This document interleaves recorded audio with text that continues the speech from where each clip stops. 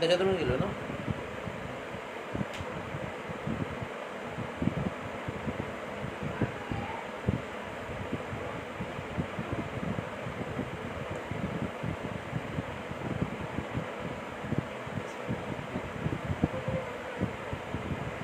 इथे केलं ना, परत काय बदल करतो.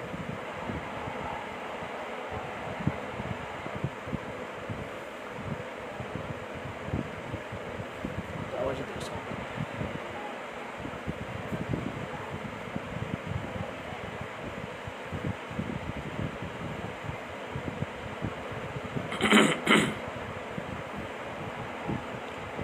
मित्र हो, आवाज येतो काय? जय लवजी, जय भीम, लाल सलाम. आवाज येतो का सर? सतीशजी गवारे सर.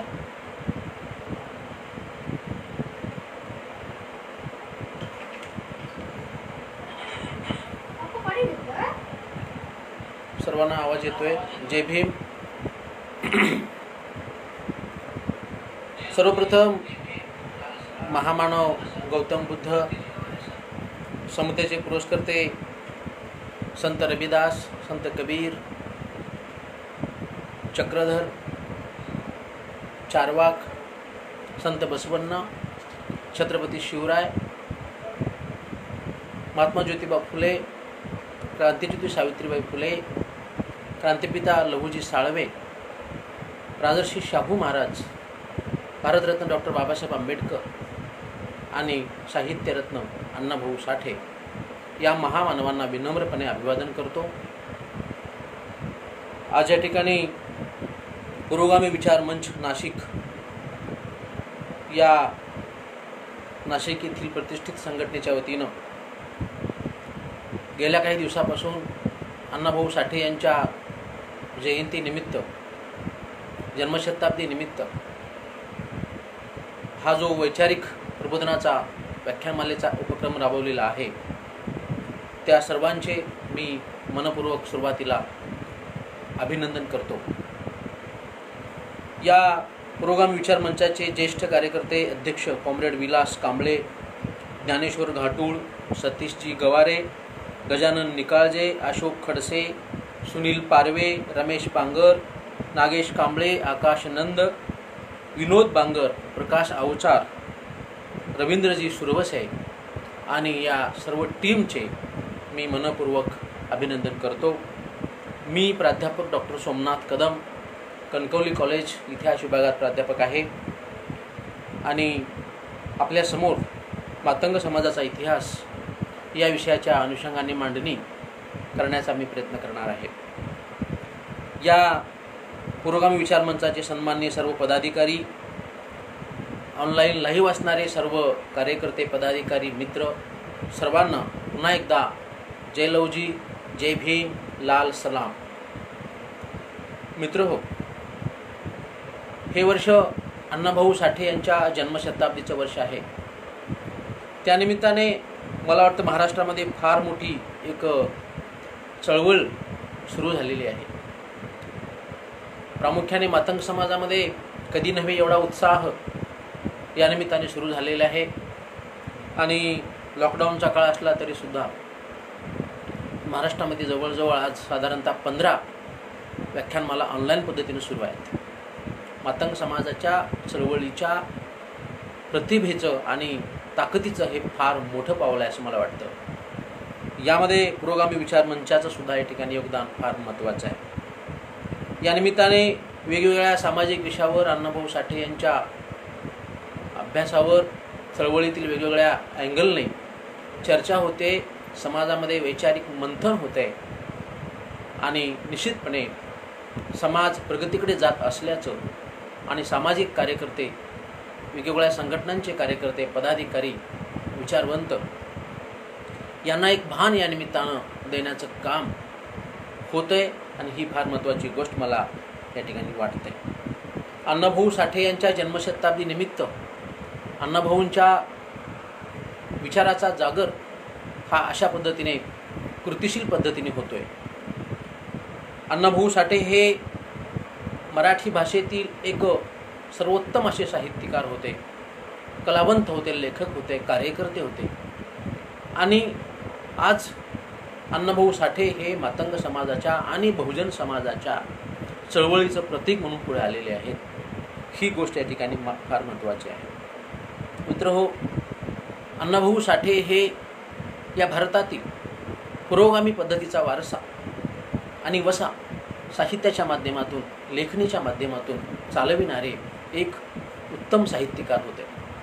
अण्णाभाऊ साठेंनी आपल्या साहित्यामध्ये या ठिकाणी गुलामगिरीचा धिक्कार केलेला आहे, जातीयतेचा धिक्कार केलेला आहे, विषमतेचा धिक्कार केलेला आहे. समतावादी, मानवतावादी, न्यायवादी अशा पद्धतीचे चारित्र्य संपन्न नायक आणि नायिका अण्णाभाऊ साठे यांनी उभे केले. त्यांच्या साधारणतः 49 वर्षाच्या आयुष्यामध्ये अण्णाभाऊ साठे यांनी 12 पोवाडे, 16 लोकनाट्ये, 14 कथासंग्रह, 32 कादंबऱ्या, प्रवास वर्णन आहे, नाटकं आहेत, अशा प्रकारचं अथंग साहित्य अण्णाभाऊ साठे निर्माण केले आणि आपल्या विचाराची परंपरा त्यांनी पुरोगामी प्रतीकाशी जोडली. आणि म्हणून या अनुषंगाने अण्णाभाऊ साठे यांच्या या जन्मशताब्दीच्या निमित्ताने वेगवेगळे विषय समोर मांडण्याचा हा संयोजकाचा फार महत्त्वाचा प्रयत्न आहे. आणि म्हणून या ठिकाणी मला मुद्दामच हा विषय संयोजकांनी दिलेला आहे, मातंग समाजाचा इतिहास. आणि मातंग समाजाच्या इतिहासामध्ये अण्णाभाऊ साठे यांच्या जन्मशताब्दीच्या निमित्तानं त्यांच्या कार्याचा वसा आणि वारसा सांभाळणं आणि अशा पद्धतीनं पुढे जाणं हे आपलं कर्तव्य आहे. मित्रहो, मातंग समाजाचा इतिहास हा माझ्या अत्यंत जिव्हाळ्याचा विषय आहे. मातंग समाजावर मी स्वामी रामानंद तीर्थ मराठवाडा विद्यापीठामध्ये PhD ही पदवी मिळवली. आणि त्यावेळी मला वाटलं नव्हतं की माझी ही PhD समाजाच्या एवढं कामाला येईल. त्या ठिकाणी आलेल्या संबंधित व्यक्तीने सांगितलं मला, मार्गदर्शकांनी, की सर हा तुमचा प्रबंध प्रकाशित करा. आणि मित्रहो, त्या माझ्या प्रबंधाची मी 3 पुस्तकं प्रकाशित झाली. आणि आपल्या सर्वांच्या शुभेच्छामुळे आज सर्व प्रकारच्या माध्यमामध्ये सर्वत्र ती चर्चेत आणि लोकप्रिय आहेत. आणि मातंग समाजाच्या इतिहासाने मला खऱ्या अर्थाने लोकप्रियता मिळवून दिली. आणि म्हणून मित्रहो, इतिहास हा फार मोठा विषय आहे. मातंग समाजाचा इतिहाससुद्धा प्रचंड मोठा, त्याचा आवाका फार मोठा आहे. परंतु माझ्या दिलेल्या वेळेमध्ये मी तो मांडण्याचा प्रयत्न करणार आहे. मित्रहो, कोणत्याही समाजाचा जो इतिहास असतो तो इतिहास हा समाजाला प्रेरणा देण्याचं काम करत असतो. परंतु हा इतिहास जो आहे तो इतिहास कशा पद्धतीनं मांडला गेला आहे आणि आपण इतिहासातून कशा पद्धतीचा शोध आणि बोध घेणार आहोत ते त्या ठिकाणी महत्त्वाचं आहे. पुरोगामी पद्धतीचा इतिहास समोर आणणं ही काळाची गरज आहे. शेक्सपियर हा एक प्रचंड मोठा साहित्यिक, तो असं म्हणाला होता, प्रत्येक माणसामध्ये त्याचा स्वतःचा असा इतिहास असतो. हे खरं आहे. प्रत्येक माणसाला इतिहास आहे, प्रत्येक समाजाला इतिहास आहे आणि त्या इतिहासातून आपण प्रेरणा घेत असतो. जो माणूस इतिहास विसरतो तो इतिहास घडवू शकत नाही, हे सुद्धा आपल्याला माहीत आहे. आणि म्हणून इतिहास मांडला गेला पाहिजे, इतिहास वाचला गेला पाहिजे, इतिहास लिहिला गेला पाहिजे. दुर्दैवाने आपल्या मागच्या पिढ्यामध्ये मातंग समाजाचा इतिहास आपण लिहू शकलो नाही. तो ज्यांनी लिहिला तो त्यांच्या पद्धतीने लिहिला, तो फक्त वाचण्याचं काम आपण करतो. परंतु एखाद्या राजहंसाप्रमाणे त्यातलं जे चळवळीला पोषक आहे अशा प्रकारचा इतिहास आपण पुढे आणला पाहिजे. आणि म्हणून इतिहास हा असा विषय आहे मित्रहो जो आपल्याला धडा शिकवतो. इतिहास आपल्याला धडा शिकवतो. जर चुकीच्या पद्धतीने इतिहास मांडला जाऊ लागला, वाचला जाऊ लागला आणि त्याची मांडणी कुणीतरी करायला लागलं तर इतिहास आपल्याला चळवळीमध्ये धडा शिकवल्याशिवाय राहत नाही. परंतु इतिहास हा असा विषय आहे मित्रहो की तो आपल्याला योग्य मार्गावर घेऊन जातो आणि दिशासुद्धा दाखवतो. म्हणून इतिहासाचं जतन, इतिहासाचं संवर्धन हे अत्यंत गरजेचं आहे. प्रत्येक समाजाचं ते कर्तव्य आहे. ज्या समाजाचा इतिहास नष्ट होतो तो समाजसुद्धा नष्ट झाल्याशिवाय राहत नाही, असं डॉक्टर बाबासाहेब आंबेडकर म्हणाले होते. म्हणून आपला इतिहास आपण संवर्धित केला पाहिजे, वाचला पाहिजे. मित्रहो, आपल्याला माहीत आहे बाबासाहेब आंबेडकरांनी शूद्र कोण होते हा ग्रंथ लिहिला. शूद्र कोण होते हा ग्रंथ लिहिला, त्यांच्या जीवनामध्ये क्रांती झाली. शूद्र कोण होते हा ग्रंथ समाजाने वाचला, सगळ्यांना इतिहास समजला आणि क्रांतीचं पाऊल पुढे गेलं. तसंच मातंग कोण होते हा इतिहास मी माझ्या पुस्तकामध्ये लिहिला आणि तो शोधण्याचा प्रयत्न केला. आणि इतिहासातून नवीन संदर्भ शोधत असताना त्या ठिकाणी इतिहासाचा धांडोळा, इतिहासाचं चिकित्सा या ठिकाणी आपण करणं गरजेचं आहे. साधारणपणे माझ्या अभ्यासामध्ये मी मातंग समाजाच्या इतिहासाचे 3 कालखंड मी केलेले आहेत आपल्याला सविस्तर विवेचन करण्यासाठी. पहिला कालखंड मी केलेला आहे प्राचीन कालखंड, दुसरा कालखंड आहे मध्य कालखंड आणि तिसरा कालखंड आहे आधुनिक कालखंड. त्याला मी आंबेडकर कालखंड असं सुद्धा म्हणेन. तर मित्र, आपल्या सर्वांना माहीत आहे की भारत हा जातींचा देश आहे. जाती, उपजाती, पोटजाती हे आपल्या देशाचं वैशिष्ट्य आहे. आणि असंही सांगितलेलं आहे आपल्याला की 4 वर्ण होते. ते कोणते वर्ण होते तर इथे सांगण्याची आवश्यकता नाही, तुम्हाला सगळ्यांना पाठ आहे. परंतु त्याच्यामध्ये मातंग जात कुठे होती तर त्याच्यामध्ये मातंग जात ह्या 4 वर्णामध्ये कुठेच नव्हती. कारण मातंग जातीचा त्या चातुर्वर्ण्यामध्ये समावेशच नव्हता आणि म्हणून मातंग ही जात पंचम वर्गामध्ये, मातंग, महार, सर्व शूद्र जाती या पंचम त्याला म्हटलेलं आहे. कारण त्या चातुर्वर्ण्यामध्ये त्यांना स्थान नव्हतं. तो पंचम वर्ग आहे. शूद्रापेक्षाही शूद्र त्याला आपण म्हणू शकतो असा हा जातीचा वर्ग होता आणि त्याला पंचम असं म्हटलेलं होतं. आणि म्हणून मांग किंवा मातंग, आपण आज साधारणपणे मातंग शब्द वापरतो. वास्तविक मातंग हा शब्द कोणाच्याही जातीच्या प्रमाणपत्रावर किंवा आपल्या लिव्हिंग सर्टिफिकेट सुद्धा नसतो. मांग असा शब्द असतो. त्याचं कारण असं आहे की मांग हीच खरी जात आहे. मातंग आहे हे त्याचं आपण शुद्ध नाव असं त्या पद्धतीने वापरतो किंवा मातंग हे कुल नाम आहे असंही बरेच जण म्हणतात. तर मातंग म्हणजे कोण? इरावती कर्वे नावाच्या थोर समाजशास्त्रज्ञ होत्या. इरावती कर्वे यांनी असं म्हटलेलं आहे, मातंग म्हणजे गावाच्या शेवटी राहणारे लोक. मातंग म्हणजे गावाच्या शेवटी राहणारे शूद्रातील खालचे लोक अशा पद्धतीचा उल्लेख इरावती कर्वे यांनी केलेला आहे. तो सत्तेच आहे. आपण शूद्रामध्ये किंवा अतिशूद्रामध्ये सुद्धा आहोत. तर मातंग या शब्दाचा अर्थ सुद्धा अनेक पद्धतीने शब्दकोशामध्ये वगैरे सापडतो आपल्याला, संस्कृती कोशामध्ये. तर एक तुम्हाला फक्त अर्थ सांगतो, मात अधिक अंग बरोबर मातंग. मात अधिक अंग बरोबर मातंग म्हणजे मात म्हणजे चढाई करणे, तर उत्साहाने चढाई करणारा असा हा समाज, अशी ही जात. आणि या जातीचं कुळ मूळ आपण जर शोधायला गेलो तर ते हिंदू तत्वज्ञानाप्रमाणे जाम ऋषी किंवा जांब ऋषीपर्यंत ते जातं. अशा पद्धतीचा हा प्राचीन इतिहास. आणि पुढच्या कालखंडामध्ये आपण जर पाहिलं तर त्या ठिकाणी मातंग ही राजकुलातील जात आहे मित्र.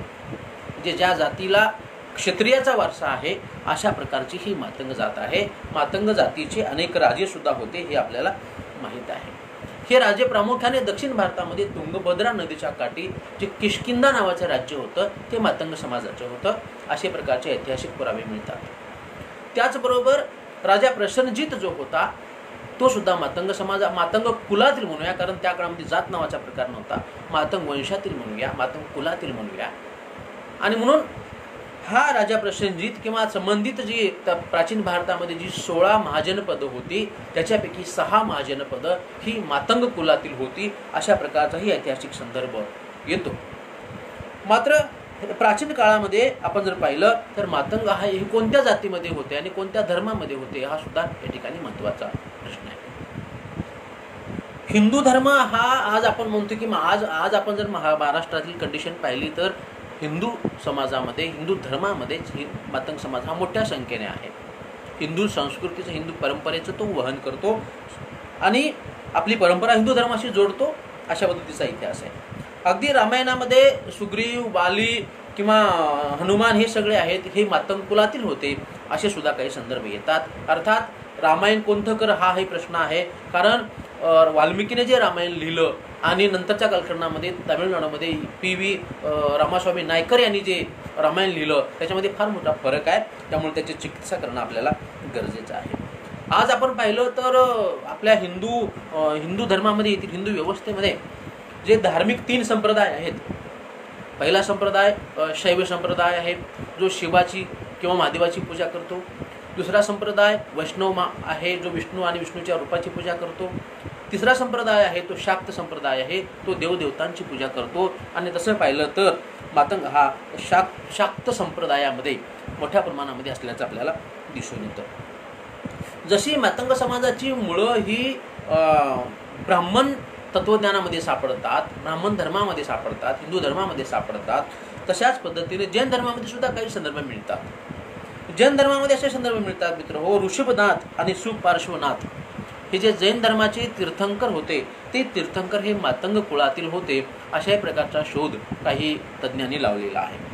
त्यानंतर चे वर्धमान महावीराचे जे शिष्य होते त्याच्यामध्ये मुनिचित्ता आणि विजय हे 2 शिष्य हे मातंग कुळातील होते असाही संदर्भ मिळतो. आणि मैत्रेय ऋषी, शंभूती ऋषी हे सुद्धा मातंग कुळातील होते जैन संप्रदायामध्ये. ही सुद्धा आपल्याला अशा प्रकारची ही माहिती आपल्या वाचनात येते. त्यानंतर बौद्ध धर्मामध्ये मी आता तुम्हाला सांगितलं की बौद्ध धर्मामध्ये मातंग समाजाची मुळं आपल्याला पाहायला मिळतात. कोसल या राजाचा राजा प्रसन्नजीत किंवा प्रसन्नजी हा जो होता तो मातंग कुळातील होता आणि त्याच्या अंतर्गत जी 8 गणराज्य होती त्या 8 गणराज्यामध्ये सुद्धा मातंग कुळातील राजे होते, अशाही प्रकारचा संदर्भ त्या ठिकाणी येतो. त्याचबरोबर कश्यप नावाचे ऋषी बौद्ध धर्मामध्ये होऊन गेले आणि ते मातंग ऋषी होते, अशा प्रकारची माहिती आपल्याला मिळते. बौद्ध धर्मामध्ये जी एक संकल्पना आहे मित्र हो, बोधिसत्व. आपण बोधिसत्व पद्मपाणी वगैरे आपल्याला माहित आहे. तर त्या बोधिसत्वामध्ये मातंग कुलातील सुद्धा काही बोधिसत्व होते, हा सुद्धा एक महत्त्वाचा संदर्भ आहे. आणि तो संदर्भ दिव्यावदान या ग्रंथामधून आपल्याला बौद्ध संस्कृतीच्या दिव्यावदान या ग्रंथातून मिळतो. अशा पद्धतीचा हा थोडक्यात प्राचीन इतिहास आहे. प्राचीन इतिहासावर आपल्याला जास्त भर द्यायचा नाही आहे म्हणून मी डायरेक्ट मध्यकाळामध्ये येतो. तर मध्यकाळामध्ये म्हणजे प्राचीन काळामध्ये अशा पद्धतीनं जातीव्यवस्था निर्माण झाली, पोटजाती निर्माण झाल्या, मनुस्मृतीने त्या जाती घट्ट केल्या, जातीवर बंधने आणली, त्याच्यामध्ये मातंगावर सुद्धा प्रचंड प्रमाणात बंधने होती, हे आपल्या सर्वांना माहीतच आहे. मध्यकाळामध्ये आपण जर पाहिलं तर संत परंपरेमध्ये सुद्धा मातंग समाजाचा त्या ठिकाणी सहभाग राहिलेला आहे. संत जनाबाईचा संदर्भ अनेक अर्थाने येतो. संत जना खरं म्हणजे महापुरुषांच्या जाती शोधू नये म्हणतात, परंतु जो उल्लेख आहे तो तरी आपल्याला केलाच पाहिजे ना. संत जनाबाईच्या अनुषंगाने 2 वर्षापूर्वी एक पुस्तक आलेलं आहे, विशेषांक निघालेला आहे. त्या जनाबाईच्या संदर्भामध्ये नंदन रहाणे नावाचे एक अभ्यासक आहे. त्या नंदन रहाणे यांनी असा संदर्भ दिलेला आहे मित्र हो, जनाबाई ही राबत्या मातंग समाजातील स्त्री आहे. राबत्या मातंग समाजातील म्हणजे आता जनाबाई आणि तिचं आडनाव साळवे आहे असंही ते संबंधित अभ्यासक म्हणतात. अशा पद्धतीनं संत परंपरेमध्ये ही मातंग समाज असलेला आपल्याला दिसून येतो. कर्नाटकामध्ये मातंग समाज जो आहे आज तो मादिगा नावाने ओळखला जातो, मादिगा. आणि याच्यामध्ये मातंग चेन्नैया हे फार मोठे संत मातंग समाजाचे होऊन गेले. त्याला आपण मराठीमध्ये त्याला मातंग चेन्नैया म्हणतो, इकडे मदार चेन्नैया म्हणतात. आणि हा मदार चेन्नैया किंवा मातंग चेन्नैया हे महात्मा बसवेश्वरांच्या अनुभव मंडपातील एक महत्त्वाचे संत होते. म्हणून या अनुषंगाने मातंग चेन्नैया हा सुद्धा या ठिकाणी एक महत्त्वाचा भाग आहे आणि त्यांची परंपरा आपल्याला त्या ठिकाणी पाहायला मिळते. म्हणून या ठिकाणी आपण जर आज पाहिलं तर भारतातील मातंग समाज, आज मातंग ही जमात अशी आहे मित्र हो जी संपूर्ण भारतामध्ये आहे आपल्याला दिसून येतं. त्याचा संदर्भ मी माझ्या पुस्तकामध्ये सुद्धा दिलेला आहे. तर आज आपण पाहिलं की भारतामध्ये एकूण वेगवेगळ्या घटक राज्यामध्ये मातंग समाज आहे. त्यामध्ये आंध्र प्रदेश, गुजरात, हरियाणा, कर्नाटक, केरळ, मध्य प्रदेश, महाराष्ट्र, ओरिसा, तामिळनाडू, उत्तर प्रदेश, पश्चिम बंगाल, गोवा, छत्तीसगड, उत्तरांचल अशा सर्व राज्यामध्ये मातंग समाजाचं वास्तव्य आज वेगवेगळ्या नावानं आहे, ते या ठिकाणी आपल्याला समजून घेता येतं. त्यामध्ये आपण आंध्र प्रदेशामध्ये पाहिलं तर त्या ठिकाणी डोम नावाची जात आहे, होलिया नावाची जात आहे. आणि गुजरातमध्ये आपण जर पाहिलं तर मदार, मादिग, होलार ह्या जाती गुजरातमध्ये आहेत. हरियाणामध्ये डोम आहे आणि कर्नाटकामध्ये चंडेला आहे, होलिया आहे, डक्कल आहे. मध्य प्रदेशामध्ये मांगन आहे. महाराष्ट्रामध्ये मातंग या अंतर्गत अनेक 12 उपजाती आहेत, त्या आपल्या अण्णाभाऊ साठे विकास महामंडळाच्या त्या प्रॉस्पेक्टमध्ये आपल्याला पाहायला मिळतात. ओरिसामध्ये डोम, चंडल, नामशूद्र, बुरुड या नावाच्या जाती या मातंग जातीच्या समान दर्जाच्या आहेत. अशा पद्धतीने हे सगळं आपल्याला माहीत आहे. तर महाराष्ट्रामध्ये आपण जर पाहिलं तर जशा पद्धतीच्या पोटजाती इतर जातीमध्ये आहेत तशा प्रकारच्या पोटजाती महाराष्ट्रामध्ये मातंग समाजामध्ये आपल्या जातीमध्ये जास्त प्रमाणामध्ये नाहीत, हे लक्षात घ्या. इथून तिथून माग हे सारखेच आपण मानलं जातो, जसे की अन्य अस्पृश्यामध्ये जातीमध्ये सुद्धा काही इतर उपजाती पोटजाती वगैरे असतात. अशा पद्धतीनं आणि मग मातंग जातीचा पहिला उल्लेख बघा 1954 साली मिळतो.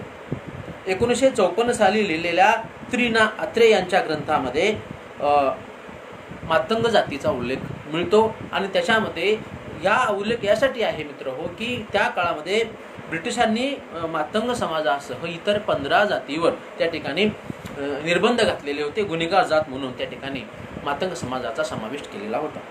याच्यामध्ये गुन्हेगार जातीमध्ये खरं म्हणजे मातंग आणि समाज आणि गुन्हेगारीचा तसा काही संबंध नाही, परंतु ब्रिटिशांना कुणीतरी चिथावणी दिली आणि कुठल्या तरी चुकीच्या गृहीतकाच्या आधारावर मातंग समाजाला गुन्हेगारीमध्ये समावेश करण्यात आलं. त्याच्यामध्ये मित्र हो बंजोराय, बेरडाय, भामटे, राजपूत भामटे, भिल्ल, कैकाडी, कातकरी, कोळी, मांग गारुडी, मियाने, पारधी, रामोशी, वडूर अशा इतर जातीमध्ये मातंगांचा समावेश केला गेला. की गुन्हेगारी हा मातंग समाजाची कधीच परंपरा नव्हती, परंतु या ठिकाणी चुकीच्या आधारे आपल्या जातीवर मातंग जातीवर त्या ठिकाणी निर्बंध लादले गेले आणि त्याचा भयंकर मोठा परिणाम प्रामुख्याने ब्रिटिश काळातील राज्यातील मातंग समाजाला भोगावा लागला. म्हणजे सातारा, कोल्हापूर, सोलापूर, पुणे, मुंबई या भागामध्ये जो मातंग समाज आहे तर त्या ठिकाणी त्यांना हा परिणाम भोगावा लागला. दिवसातून 3 वेळा त्यांना हजेरी द्यावी लागली. अशा पद्धतीचा तो इतिहास आहे. परंतु मराठवाड्यामध्ये जिथं निजामाचं राज्य होतं किंवा मध्य प्रांतामध्ये त्या ठिकाणी नागपूर साईडला त्या ठिकाणी सुद्धा अशा प्रकारची बंदी नव्हती. ब्रिटिश काळामध्येच फक्त ती बंदी होती. असा हा सगळा इतिहास आहे. पण नंतर ती बंदी सर्वप्रथम शाहू महाराजांच्या राज्यामध्ये ती उठवण्यात आली आणि नंतर स्वातंत्र्योत्तर काळामध्ये मातंग समाजाची ती बंदी उठली. हा सगळा इतिहास आपल्या समोर आहे. आपण जर ब्रिटिश काळाचा थोडासा अभ्यास केला तर आपल्याला लक्षात येईल मित्र हो, आपण असं म्हणतो की त्या ठिकाणी पेशवाईमध्ये आणि शिवकाळामध्ये हे मातंग समाजाचं सुद्धा या ठिकाणी इतिहास आपल्याला पाहणं महत्त्वाचं आहे. शिवाजी महाराजांच्या कालखंडामध्ये आपल्याला माहीत आहे की मातंग ही शूरवीर जमात आहे. दांडपट्टे बनवणारे आणि दांडपट्टी फिरवायला शिकवणारे हे मातंग समाजाचेच होते. आणि म्हणून हा सगळा शिवकाळातील मातंग समाजाची शौर्याची परंपरा कशा पद्धतीची होती हे आपल्या सर्वांना माहीत आहे. कारण लहुजींच्या घरामध्ये सुद्धा जी तलवार होती किंवा त्यांच्या घरामध्ये जो वारसा होता तो शिवकाळातील सेवेचाच होता. आणि फकीरा सुद्धा म्हणतो की मला आमच्या पूर्वजाला ही जी तलवार आहे ती तलवार ही शिवाजी महाराजांनी दिलेली आहे. आणि अशा पद्धतीचा तो इतिहास आहे. या ठिकाणी प्रश्न आलेला आहे मातंग आणि मातंग यात नेमका फरक आणि सत्यता साम्यता काय. तर महत्त्वाचा प्रश्न आहे मित्र हो, मांग हीच जात आहे, मातंग हे त्या जातीचं सभ्य रूप आहे. आपण बोलताना मातंग म्हणतो, लिहिताना कधीही आपल्याला ऐतिहासिक कागदपत्रामध्ये सरकारी कागदपत्रामध्ये मातंग शब्द आपल्याला पाहायला मिळत नाही. मांग असा शब्द पाहायला मिळतो. तो शुद्ध या अर्थाने आपण वापरतो आणि जात याच्या ऐवजी आपण समाज या अर्थाने वापरतो. तशा पद्धतीचं ते आहे. आणि म्हणून पेशवाईमध्ये आपल्या सर्वांना माहीत आहे, पेशवाईमध्ये सर्वच शूद्र समाजावर, मग महार असेल, मांग असेल, सर्वच समाजावर भयंकर प्रकारचे अनियमित अत्याचार करण्यात आले. हा सगळा इतिहास आपल्याला माहीत आहे. आणि म्हणून मातंग समाजाला त्या ठिकाणी गढीमध्ये इमारतीमध्ये गाडण्यात आलं आणि निर्वंश करण्याचा प्रयत्न करण्यात आला. तो सुद्धा संदर्भ आपल्याला त्या ठिकाणी पाहायचा आहे. तर मातंग ही शूरवीर कर्तबगार जमात होती अशा पद्धतीचा पुरावा एक दिल्लीमधील प्राध्यापक विलास खरात यांनी दिलेला आहे. ते असं म्हणतात की आज मातंग समाजामध्ये अभिवादन करताना फुरमान असा शब्द पूर्वी वापरला जात होते. फुरमान, तर फुरमान या शब्दाचा अर्थ कमांड होतो, आदेश असा होतो. आणि म्हणून याच्या आधारे त्यांनी म्हटलेलं आहे की मातंग ही शूरवीर पराक्रमी जमात आहे आणि ते खरं आहे. अशा पद्धतीनं पुढचा महत्त्वाचा उल्लेख असा मित्र हो, पेशवाईच्या अनुषंगाने आपल्याला माहीत आहे भीमा कोरेगाव या ठिकाणी लढाई झाली, त्या ठिकाणी पेशव्यांचा पूर्णपणे पराभव झाला आणि ब्रिटिशांचं राज्य स्थिर झालं. हा सगळा इतिहास आहे. परंतु एक गोष्ट आपल्याला माहिती नाही की या सगळ्या सैनिकामध्ये त्या ठिकाणी मातंग समाजाच्या सुद्धा सैनिकांचा समावेश होता. भीमा कोरेगाव या ठिकाणी आपण जर कधी गेला तर त्या ठिकाणचे नाव वाचून बघा मित्र हो. जे 500 महार आपण म्हणतो, महार त्याच्यामध्ये मोठ्या संख्येनं होत्या, त्याच्याबद्दल वादच नाहीये. परंतु इतर सुद्धा काही मुसलमान नाव आहेत, काही कुणबी नाव आहेत, काही मातंग समाजाची नावं आहेत. त्याचा शोध त्या ठिकाणी आमचे मित्र डॉक्टर संभाजी बिरांजी यांनी त्याच्यावर अभ्यास केला आहे. आणि त्यानं सांगितलेलं आहे की नाग याच्यापासून पुढे नाक शब्द बनला. नाक याचा अर्थ नाईक असा होतो आणि नाईक हे सैनिकातलं एक महत्त्वाचं पद होतं. आणि म्हणून आज आपण नाईक हे आपण आडनाव जर आज पाहिलं आपण तर मराठा, महार, रामोशी अशा सर्व जातीमध्ये नाईक हे आडनाव दिसतं. याचा अर्थ सैन्यामध्ये आपली परंपरा होती. त्याचबरोबर या ठिकाणी भीमा कोरेगावच्या त्या स्तंभामध्ये मातंग समाजाने सुद्धा काही प्रमाणामध्ये योगदान दिलेलं आहे. म्हणून मी असं स्पष्टपणे सांगू इच्छितो आपल्याला की भीमा कोरेगावचा जो स्तंभ आहे तो स्तंभ केवळ महाराजांच्या शौर्याचा स्तंभ नाही, तर त्याच्यामध्ये इतरही अस्पृश्य जातींचा समावेश आहे आणि म्हणून तो अस्पृश्यांच्या पराक्रमाचे स्तंभ असं म्हटलं तर ते जास्त चांगलं ठरणार आहे आणि ती आपली परंपरा आहे. या ठिकाणी राननाक मांग, कासनाक मांग आणि अंबरनाक मांग या 3 मांग त्या ठिकाणी याचा उल्लेख महत्त्वाचा आहे.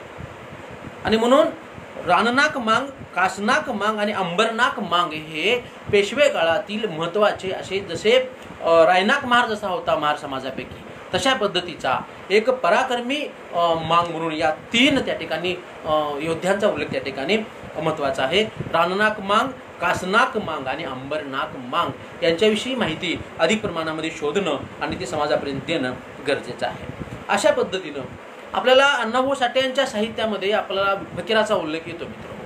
तो फकीरा हा या काळातील आहे आणि म्हणून वीर फकीरा जो आहे तो वीर फकीरा हा मातंग, बौद्ध आणि सर्व समाजाला त्या ठिकाणी दारिद्र्याच्या खाईतून वर काढण्याचा, त्यांना जगवण्याचा प्रयत्न करतो आणि हा व्यवस्थेविरुद्ध बंड करतो. व्यवस्थेविरुद्ध बंड करतो, भाकरीसाठी बंड करतो.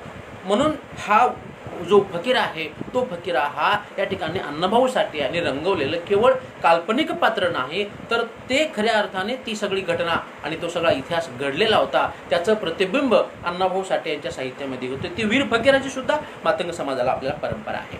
त्यानंतर आपण जर पाहिलं तर मातंग भारतामध्ये ज्या काही मोजक्या जातीला बोलीचं वरदान मिळालेलं आहे किंवा जी बोली आहे ती मातंग समाजाला सुद्धा आहे, हे या ठिकाणी आपल्याला जाणीवपूर्वक लक्षात घ्यावं लागेल. आणि म्हणून आज मातंग समाजाची जी बोलीभाषा आहे ती लिखित नाही आहे, परंतु ती बोलीभाषा आहे, तिला आपण पारशी बोलीभाषा म्हणतो. या पारशी बोलीभाषेवर सुद्धा या ठिकाणी प्राध्यापक मोहन लोंढे यांनी एम.फिल केलेला आहे मित्र, आणि त्या भाषेचा कशा पद्धतीने शोध लागलेला होता तो सुद्धा त्या ठिकाणी त्यांनी मांडलेला आहे.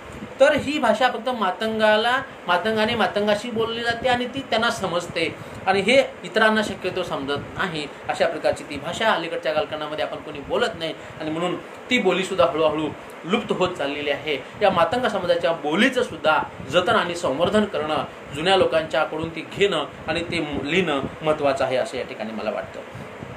ब्रिटिश काळामध्ये आपण जर विचार केला तर ब्रिटिश काळामध्ये मित्र हो, मातंग समाजाच्या सर्वांगीण विकासासाठी काम करणाऱ्यामध्ये आपल्याला काही नावं त्या ठिकाणी घेणं महत्त्वाचं आहे. त्यामध्ये पहिलं नाव अर्थातच महात्मा ज्योतिबा फुले यांचं आहे. महात्मा ज्योतिबा फुले, क्रांतिज्योती सावित्रीबाई फुले यांनी महाराष्ट्रामध्ये, पुण्यामध्ये जो शिक्षण प्रसाराचा जो प्रयत्न केलेला होता त्याचा सर्वाधिक लाभ मातंग समाजाला झाला आणि त्यांच्या चळवळीमध्ये मोठ्या संख्येनं, या शिक्षण प्रसाराच्या चळवळीमध्ये, सत्यशोधकांच्या या चळवळीमध्ये प्रचंड मोठ्या संख्येनं मातंग समाज सहभागी झालेला आहे.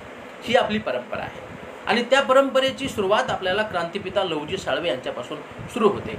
आज लहुजी साळवे आपल्याला अनेक पद्धतीने मांडले जात आहेत. तर या ठिकाणी आमचे मित्र डॉक्टर कसाब सर आहेत, या ठिकाणी अनेक मान्यवर उपस्थित आहेत. तर हे ज्या पद्धतीनं लहुजी साळवे मांडतात म्हणजे तो सत्य शोधक पद्धतीनं लहुजी साळवे मांडणं ही आज काळाची गरज आहे. महात्मा फुले यांच्या शैक्षणिक कार्याला आधारस्तंभ देणारे, त्यांच्या शिक्षण संस्थांना आर्थिक मदत मिळवून देणारे, सावित्रीबाईचं, ज्योतिबांचं रक्षण करणारे आणि त्या ठिकाणी आपल्या समाजामध्ये शिक्षण प्रसार करण्यासाठी पुढे घेऊन जाणारं अशा प्रकारचं एक सत्यशोधक, विचारवंत व्यक्तिमत्व म्हणून लहुजी साळवे यांचा उल्लेख आपण या ठिकाणी करणं गरजेचं आहे आणि ती आपली खरी परंपरा आहे. मला नेहमी असं वाटतं की मातंग समाज हा इतर सर्व समाजाच्या तुलनेमध्ये जास्त क्रांतिकारक आणि जास्त भाग्यवान यासाठी आहे की मातंग समाजाला एक शिक्षणाची फार मोठी परंपरा लाभलेली आहे मित्र. ती परंपरा कशी आहे तर त्या परंपरेचे सांगत असताना मी तुम्हाला 3 मुद्दे सांगेन. पहिला महत्त्वाचा मुद्दा की महात्मा ज्योतिबा फुले यांच्या शिक्षण प्रसारामध्ये पाठीमागे बॅकबोन म्हणून काम करणारे जे आधारस्तंभ होते ते आधारस्तंभ फार महत्त्वाचे असतात. ते लहुजी साळवे होते. म्हणजे खऱ्या अर्थानं शिक्षण प्रसारक आपण त्यांना म्हणू शकतो. शिक्षण प्रसारक लहुजी साळवे. त्याचबरोबर शिक्षण देणारे जे पहिले गुरु होते गणुशिवा मांग हे सुद्धा मातंग समाजातील आहे. म्हणजे शाळेमध्ये शिक्षणामध्ये शिक्षण प्रसार करणारे लहुजी साळवे मातंग, शिक्षण देणारे पहिले शिक्षक गणुशिवा मांग मातंग आणि या देशातील पहिली अस्पृश्य विद्यार्थिनी मुक्ता साळवे ती सुद्धा मातंग. अशा प्रकारची आपली ही परंपरा आहे. परंतु ही परंपरा आपण वृद्धिंगत करू शकलो नाही, हा या ठिकाणी महत्त्वाचा भाग आहे. महात्मा फुले यांचं आपण जर पाहिलं मित्र हो तर महात्मा फुले यांनी त्यांच्या समग्र साहित्यामध्ये मांग किंवा मातंग या शब्दाचा अनेकदा उल्लेख आलेला आहे. मांग महारादी जेर झाले भारी मांगास बहुत पिडले. ज्योतिबा फुले म्हणतात, मांगास बहुत पिडले सजीव दडविले पायात. म्हणजे हा सगळा जो आपल्याला पायात दडवण्याचं, आपला निर्वंश करण्याचं जे पातक चालू होतं ते काम, त्याची सगळी शहानिशा आणि त्याचा उल्लेख या ठिकाणी ज्योतिबा फुले करतात. ते पुढे असं म्हणतात की चांडाळ ब्राह्मण मांगा दूर करी. चांडाळ ब्राह्मण मांगा दूर करी. म्हणजे अशा पद्धतीची ज्योतिबा फुलेंचं फार मोठं आकलन, फार मोठं चिंतन या ठिकाणी मातंग समाजाच्या अनुषंगाने होतं. ते सुद्धा या ठिकाणी आपल्याला महत्त्वाचं आहे. लहुजी साळवे, मुक्ता साळवे हा सगळा परंपरेचा इतिहास या ठिकाणी आपल्याला अत्यंत गौरवाचा आहे मित्र. आणि हे सगळं पाहत असताना त्याचबरोबर ब्रिटिश काळामध्ये अजूनही काही नावं आपल्याला त्या ठिकाणी घेणं महत्त्वाचं आहे. ते म्हणजे राजर्षी छत्रपती शाहू महाराज. राजर्षी शाहू महाराजांची जयंती आता 4 दिवसावर पोहोचलेली आहे मित्र. राजर्षी शाहू महाराज आणि मातंग समाजाच्या अनुषंगाने अत्यंत महत्त्वाचे त्याचे काही 2-4 उल्लेख मी तुम्हाला सांगतो.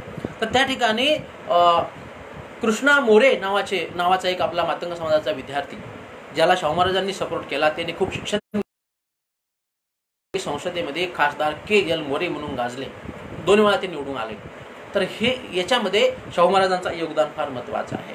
कोल्हापूरला त्या ठिकाणी आपल्याला माहिती आहे, कोल्हापूरचा उल्लेख त्या ठिकाणी वसतिगृहाची आई म्हणून केला जातो, वसतिगृहाची जननी म्हणून केला जातो. तर त्या ठिकाणी त्या वसतिगृहामध्ये कित्येक शेकडो मुलं शाहू महाराजांनी शिकायला ठेवले आणि त्या ठिकाणी कोल्हापूर भागामध्ये शैक्षणिक वातावरण जे आज आपण पाहतो त्याची पाळंमुळं आपल्याला शाहू महाराजांच्या धोरणामध्ये सापडतात. आज कोल्हापूरमध्ये त्या ठिकाणी राजारामपुरी नावाचा एरिया आहे, जो सेंट्रल एरिया आहे. त्या ठिकाणी मातंग समाजाची फार मोठी वसाहत आहे बघा. म्हणजे एखाद्या शहरामध्ये मध्यभागी मातंग समाजाची वसाहत असलेलं कोल्हापूर हे कदाचित एकमेव ठिकाण असेल आणि ते शाहू महाराजांच्यामुळे.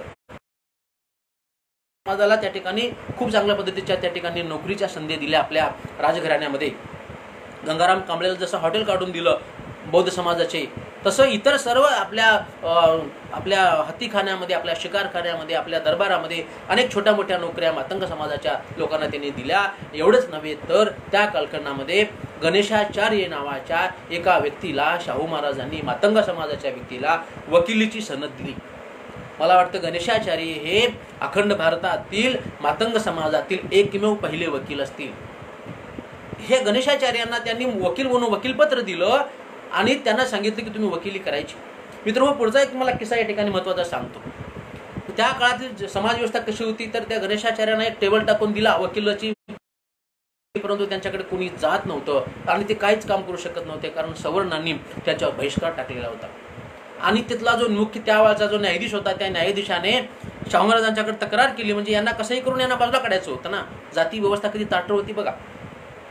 आणि शाहू महाराजांना सांगितले की हे वकील तुम्ही नेमले ते काहीच काम करत नाही. तेव्हा शाहू महाराज म्हणाले ठीक आहे, तुम्ही त्यांना परत एकदा. आणि पुढे 3 महिन्यानंतर पुन्हा जेव्हा तो न्यायाधीश गेला आणि सांगितलं गणेशाचार्य काम करत नाहीत, महाराजांना सगळं माहित होते की या ठिकाणी मुद्दाम हे लोक जातीच्या अंगाने त्यांना त्रास देतात म्हणून. तेव्हा शाहू महाराजांनी सांगितलं की यापुढे जर तो काम करत नाही असं तुम्ही तक्रार घेऊन आला तर तुम्हालाच नोकरीवरून काढण्यात येईल, तुमची जबाबदारी आहे. जेव्हा त्याच्या अंगावर आल्यानंतर मात्र मग परत त्या न्यायाधीशांना आपल्याला माहित आहे मित्र हो की नंतर गणेशाचार्य हे वकील म्हणून खूप गाजले. एवढे गाजले की त्यांच्या अनेक केसेसमध्ये त्यांनी बाबासाहेब आंबेडकरांची मदत घेतली, बाबासाहेब आंबेडकरांना त्यांनी मदत केली. अशा पद्धतीचं ते वैचारिक आणि विद्वत्तेचं नातं गणेशाचार्य यांचं पुढे आपल्याला पाहता येतं. ही सगळी शाहू महाराजांची कृपा आहे. आणि दुसरे या ठिकाणी 2 उल्लेख या ठिकाणी महत्त्वाचे आहेत मित्र हो. विठ्ठल रामजी शिंदे आणि श्री म माटे यांचा उल्लेख. अर्थात ते आहे श्री म माटे यांनी मातंग समाजाच्या फार मोठ्या विद्रोही जाणीवा जागृत त्यांना करता आल्या नाहीत, परंतु त्यांनी मातंग समाजामध्ये शैक्षणिक बीजरोपण करण्याचं काम मात्र प्रामाणिक केलं. त्याला तोड नाही. श्री म माटे यांना तर मांगमार समाजासाठी काम करत असल्यामुळे त्यांना तर महार माटे असंच म्हटलं जायचं. आणि विठ्ठल रामजी शिंदे यांनी अजून महत्त्वाचं काम आहे मित्र. रामजी शिंदे यांनी सर्वप्रथम मातंग जातीचा चिकित्सकपणे अभ्यास केला, सर्वे केला आणि संशोधन केलं आणि मातंग जातीचा इतिहास त्यांनी पहिल्यांदा लिहिला. मातंग जातीचा इतिहास लिहिला, मातंग जातीच्या अनुषंगाने त्यांनी लेखन केलं, त्याला प्रसिद्धी मिळाली आणि ते मातंग समाजाचे पहिले संशोधक म्हणून आपल्याला त्या ठिकाणी विठ्ठल रामजी शिंदे यांचा उल्लेख हा आपल्याला करणं गरजेचं आहे. त्याचबरोबर पूर्वीच्या मागाच्या काय चळवळी येत आहेत. तर ब्रिटिशकालीन चळवळीमध्ये आपल्याला त्या ठिकाणी पाहायचं आहे की या चळवळीमध्ये महात्मा ज्योतिबा फुले यांच्या चळवळीचा संदर्भ खूप मोठा आहे आणि ब्रिटिशांच्या कालखंडामध्ये बाबासाहेब आंबेडकरांच्या उदयाच्या आधी सुद्धा मातंग समाजामध्ये चळवळ, ब्रिटिशांकडे अनेक प्रकारच्या मागण्या मातंग समाजाने केलेल्या होत्या. 1928 साली जेव्हा सायमन कमिशन भारतात आलं, त्या सायमन कमिशनकडे मातंग समाजाने एक निवेदन दिलेलं होतं. सायमन कमिशनकडे निवेदन दिलेलं होतं आणि त्या निवेदनामध्ये मातंग समाजाला पट्टेवाल्याच्या नोकऱ्या द्या, त्या ठिकाणी जागा द्या वगैरे अशा प्रकारच्या त्या काळातील मागण्या होत्या. परंतु समाज जागृत झालेला होता दरम्यानच्या कालखंडामध्ये, आधीच्या कालखंडामध्ये सुद्धा.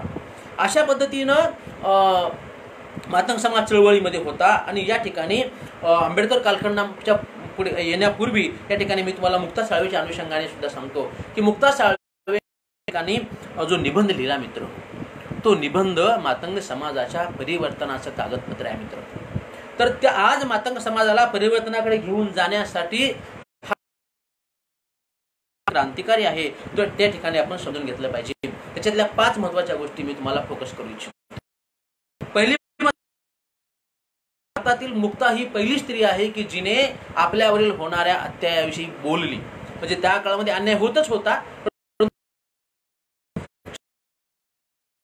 आणि म्हणून मुक्ता ही अशी स्त्री आहे जिने आपल्यावरती होणाऱ्या अत्याचार विरोधामध्ये बंडाचा पहिला झेंडा त्या ठिकाणी संपूर्ण अस्पृश्यांच्यासाठी मुक्ताने उभारला आणि सांगितलं अन्याय होतो आहे हे. तरी त्याच्यापूर्वी अन्याय होतच होता परंतु कोणी बोलत नव्हतं. मुक्ता ही पहिली स्त्री आहे आणि तिने आपल्या अन्यायाचं त्या ठिकाणी पहिल्यांदा मांडणी केली, जाहीर पद्धतीने वाच्यता मुक्ताने केली.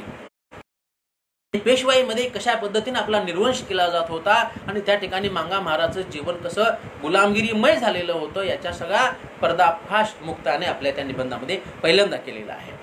दुसरी गोष्ट मुक्ताने केलेली आहे की जे नैसर्गिक अधिकार जे असतात, रुसो म्हणतो की मनुष्य हा निसर्गतः स्वतंत्र असतो, परंतु हे स्वातंत्र्य भारतात नव्हतं. मनुष्य हा निसर्गतः स्वतंत्र असतो, निसर्गातील मालमत्तेवर मानवाचा समान अधिकार असतो.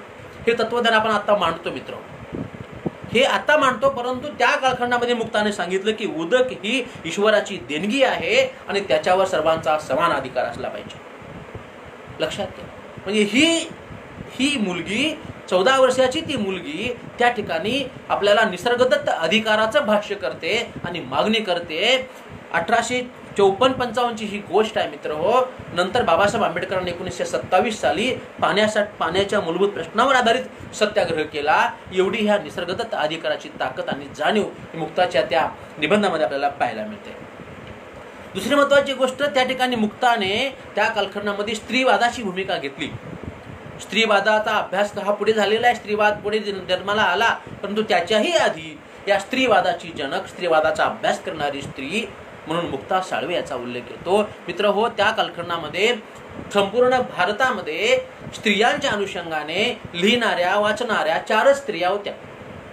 त्याच्यापैकी सगळ्यात लहान असलेली, वयानं लहान असलेली, शिक्षणानं लहान असलेली आणि बहिष्कृत समाजातील असलेली मुक्ता ही एकमेव आणि पहिली स्त्री होती जिने या सगळ्यावरती सडेतोड पद्धतीने भाष्य केलं आणि सांगितलं की आमच्या स्त्रिया जेव्हा बाळंत होतात तेव्हा आमच्या घरावर छप्पर सुद्धा नसतं. त्या ठिकाणी ऊन वारा पावसामध्ये आमच्या लोकांचे काय हाल होत असतील आणि मग हे परमेश्वरा, हे आमचे हाल का होत आहेत, त्याला कारण काय आहे का? त्याचं कारण ती स्वतः सांगते की आम्हाला आमचा धर्म कोणता आहे. जर ब्राह्मण धर्माचं, वेदाचं पालन आम्हाला करता येत नसेल आणि जर वेद हा आमचा ग्रंथ नाही हे सिद्ध झालं, कारण त्याचं आम्हाला पालन करता येत नाही, आणि जर वेद आमचा ग्रंथ नसेल तर आमचा धर्मग्रंथ कोणता, आणि जर आम्हाला धर्मग्रंथ नसेल तर आमचा धर्म कोणता, आणि जर आम्हाला धर्म नसेल तर आम्ही धर्म असलेली माणसं आहोत. हे सगळं अतिशय स्पष्ट विवेचन मुक्ता करते आणि जगाच्या पाठीवर भारतातील या अस्पृश्यतेसंदर्भात, धर्मासंदर्भात भाष्य मुक्ता करते. ही अत्यंत क्रांतिकारी गोष्ट आहे मित्र हो. त्याचं कारण असं आहे की आज सुद्धा आपल्यासारखे विद्वान मंडळी याच्यावरती बोलायला भीतात, ऐकायला भीतात, परंतु त्या कालखंडामध्ये मुक्ताने सांगितलं, धर्मव्यवस्थेवर कठोर शब्दामध्ये प्रहार मुक्ता करू शकली, हे लक्षात घ्या. आणि म्हणून आणि शेवटचा एक मुद्दा मुक्ता सांगते. मुक्ताला माहित होतं की या ठिकाणी मातंग आणि महार समाजाची प्रगती कशा पद्धतीने होते. मुक्ताचं अजून एक वैशिष्ट्य आहे मित्र हो, मुक्ताच्या निबंधाचं शीर्षकच आहे मांगा महाराचा निबंध. नुसत्या मांगाचा निबंध नाही आहे, मांगा महाराचा निबंध आहे. आणि या मांगामाराच्या निबंधामध्ये म्हणजे एकत्रित प्रश्नांची घुसळण मुक्ताने पहिल्यांदा केली. त्याच्यापूर्वी जाती जातीचं सगळं होतं, परंतु मुक्ताने या दोन जातीमध्ये समन्वय साधण्याची पहिली भूमिका मांडलेली आहे. आणि ती असं म्हणते की या समाजातील मांगमार समाजाला लोकांना रोग झालेला आहे. कोणता रोग आहे तो? अज्ञानाचा रोग आहे, विषमतेचा रोग आहे, शांत बसण्याचा रोग आहे, बंड करत नाहीयेत हा रोग आहे. आणि म्हणून मुक्ता सांगते की ह्या रोगावर एकच औषध आहे, ते औषध म्हणजे ज्ञानरूप औषध. म्हणजे थोडक्यात शिक्षण घ्या. बाबासाहेब आंबेडकरांनी सांगितलेलं शिका हे मूलमंत्र बाबासाहेबांच्या आधी मुक्ताने आपल्या समाजामध्ये सांगितलेला होता, शिका. परंतु त्याचं भान आपल्याला राहिलं नाही. शिका, शहाणे व्हा, आणि त्याच्यावर ज्ञानरूप औषध आहेत.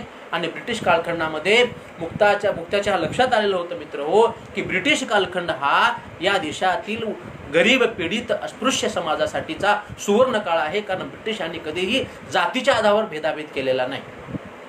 आणि म्हणून ब्रिटिशांचं राज्य हे जसं महात्मा फुल्यांना हवंसं वाटायचं तसंच मुक्ताला सुद्धा हवंसं वाटायचं. कारण त्या ठिकाणी समानता मिळायला लागली. मुक्ताने ती उल्लेख त्या निबंधामध्ये सुद्धा केलेला आहे की आम्हाला आता समान अधिकार मिळालेले आहेत आणि आता आमची सुधारणा होऊ लागलेली आहे.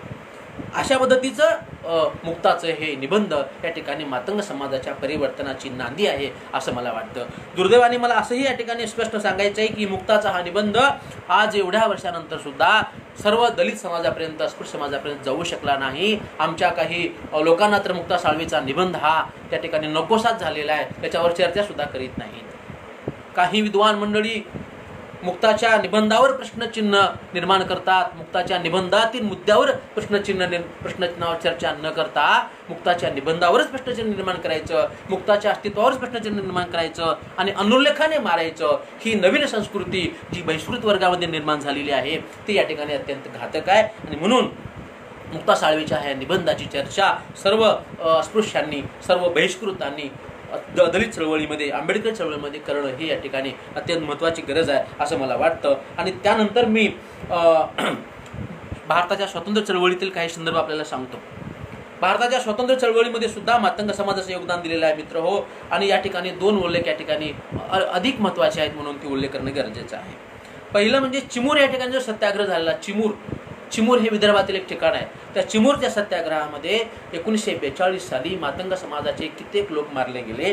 तर त्या सत्याग्रहामध्ये मातंग समाजाचा उल्लेख महत्त्वाचा आहे. आणि दुसरी एक या ठिकाणी आपल्याला मुक्ता साळवे माहीत आहे, मुक्ता साठे माहिती नाही आपल्याला. तर मुक्ता साळवे जशी क्रांतिकारी आहे तशीच मुक्ता साळवे जशी क्रांतिकारी आहे तशी मुक्ता साठे सुद्धा आहे. आणि मुक्ता साठे ही सांगली जिल्ह्यातील त्या ठिकाणी बिळाशी नावाचं गाव आहे, त्या ठिकाणी आहे. बिळाशी हे गाव आजही त्या ठिकाणी आहे. त्या बिळाशी गावामध्ये 1930 साली जो सत्याग्रह झाला त्या सत्याग्रहामध्ये मुक्ता साठेनं त्या संपूर्ण स्त्रियांचं नेतृत्व केलं होतं जी मातंग समाजाची होती. आणि म्हणून त्या मुक्ता साठेनं त्या ठिकाणी अनेक अशा सगळ्या अडचणीमध्ये ब्रिटिशांच्या हल्ल्यामध्ये त्या ठिकाणी नेतृत्व केलं आणि सगळ्या महिलांची साखळी तयार केली आणि त्या ठिकाणी एका लाकडाचा मोठा ओंडका घेऊन त्याच्यावरती तिरंगा फडकवला. अशा पद्धतीची ही मुक्ता साठे ही मातंग समाजातील एक क्रांतिकारी स्वातंत्र्य सेनानी आहे. तिचा सुद्धा उल्लेख आपल्या ठिकाणी करणं महत्त्वाचं आहे. अशा पद्धतीनं मग 1920 पर्यंतचा हा सगळा इतिहास मी तुम्हाला सांगितला. आता पुढचा कालखंड आहे आंबेडकरी चळवळीतील मातंग समाज. आंबेडकरी चळवळीत सुद्धा या ठिकाणी प्रचंड प्रमाणामध्ये मातंग समाज होता आहे आणि त्याही कालखंडामध्ये अत्यंत उल्लेखनीय काम मातंग समाजाने केलेलं आहे मित्र. 1920 ते 1956 पर्यंतचा इतिहास आपल्याला समजून घेणं महत्त्वाचं आहे. 1920 ते 1956 पर्यंत बाबासाहेब आंबेडकरांनी ज्या चळवळी केल्या, ज्या संघटना स्थापन केल्या, त्या सर्व संघटनेमध्ये बाबासाहेब आंबेडकरांनी मातंग समाजाला प्रतिनिधित्व देण्याचा प्रयत्न केला. की या ठिकाणी आपल्याला माहित आहे की बाबासाहेबांनी बहिष्कृत हितकारणी सभा काढली, बाबासाहेबांनी स्वतंत्र मजूर पक्ष काढला, बाबासाहेबांनी इतर अनेक सामाजिक संस्था काढल्या. तर त्या प्रत्येक संस्थेमध्ये, संघटनेमध्ये बाबासाहेबांनी जाणीवपूर्वक मातंग समाजाच्या प्रतिनिधींना त्या ठिकाणी समावेश करून घेण्याचा प्रयत्न केला. त्याच्यामध्ये आता जसा उल्लेख आला, गणेशाचार्य, कोल्हापूरचे गणेशाचार्य हे मातंग समाजाचे बाबासाहेबांच्या त्या बहिष्कृत हितकारणी सभेमध्ये होते. आणि केशव शिरसोबा सकाटे हे दुसरे मातंग गृहस्थ त्या सभेमध्ये सदस्य म्हणून कार्यरत होते. आपल्याला हेही माहित आहे की बाबासाहेब आंबेडकरांनी 1937ला स्वतंत्र मजूर पक्षाच्या वतीने निवडणुका लढल्या. त्या निवडणुका लढवण्यामध्ये बाबासाहेब आंबेडकरांनी 2 मातंग समाजाच्या प्रतिनिधींना संधी दिलेली होती. पहिला एक होता तो विदर्भातील एक मातंग समाजाचा ग्रस्त होता. त्यांना बाबासाहेबांनी स्वतंत्र मजूर पक्षाचं तिकीट दिलं, परंतु दुर्दैवाने त्या मातंग समाजाच्या व्यक्तीची मोटार मध्येच बिघडली आणि त्यांना अर्ज भरू शकले नाहीत. याचा उल्लेख बाबासाहेबांनी स्वतः आपल्या एका भाषणात केलेला आहे. आणि दुसरे म्हणजे KM काळोखे यांना बाबासाहेब आंबेडकरांनी मुंबईमध्ये तिकीट दिलेलं होतं. बॉम्बे कौन्सिलसाठी ही निवडणूक झालेली होती. बाबासाहेब आंबेडकर ज्या वार्डातून उभे होते त्याच्या बाजूचा तो वार्ड होता. एका वार्डातून बाबासाहेब स्वतः उभे होते, दुसऱ्या बाजूला त्या ठिकाणी KM काळोखे उभे होते. आणि आपल्याला माहिती आहे त्या कालखंडामध्ये जे मतदार होते त्या मतदारांना आवाहन करताना बाबासाहेब आंबेडकरांनी सांगितलं होतं की बघा, या ठिकाणी जातीभेद पाळू नका, मांग मार चांबार असा भेद पाळू नका, आपण सगळे एक आहोत हे लक्षात ठेवा. आणि म्हणून जसं मला तुम्ही बोरगोस मता निवडून देणार आहात तसंच तुम्ही KM काळोखेंना सुद्धा निवडून दिलं पाहिजे. KM काळोखे पडले तर सगळ्यात वाईट मला वाटल्याशिवाय राहणार नाही. हे बाबासाहेब आंबेडकरांचं भाषण आहे मित्र. कारण बाबासाहेबांना आता जसा जातीभेद आपल्याला पाहायला मिळतो ना तसा त्याही काळामध्ये होता, बाबासाहेबांच्या कालखंडामध्ये सुद्धा. आणि म्हणून बाबासाहेबांना त्याची जाणीव होती, परंतु त्याचा परिणाम झाला नाही मित्र. आणि KM काळोखेंचा पराभव झाला. KM काळोखे जर कदाचित विजयी झाले असते तर मातंग समाजाला अजून एक टर्निंग पॉईंट मिळाला असता चळवळीमध्ये, आंबेडकर चळवळीमध्ये, परंतु तसं झालं नाही. तर KM काळोखेंना बाबासाहेबांनी संधी दिली. त्यांच्या घोडेगाव या ठिकाणच्या गावी मी जाऊन आलो. ते कुटुंब अतिशय आधुनिक पद्धतीनं जगणारं कुटुंब, त्यांचा अंत्यविधी सुद्धा बौद्ध पद्धतीने झाला. अशा पद्धतीचा सगळा इतिहास त्या ठिकाणी मिळतो. तर बाबासाहेब आंबेडकरांच्या चळवळीमध्ये ज्यांना नेतृत्व करण्याची संधी मिळाली त्याच्यामध्ये आपल्याला काही लोकांचा उल्लेख करणं महत्त्वाचं आहे. जसं मी आता KM काळोखेंचा उल्लेख केला तसाच उल्लेख R.G. खंडारे यांचा उल्लेख आहे मित्र. R.G. खंडारे हे मातंग समाजातील एक महत्त्वाचे पुढारी त्या काळामध्ये होते, ज्यांना बाबासाहेब आंबेडकरांच्या चळवळीनं अक्षरशः झपाटलेलं होतं.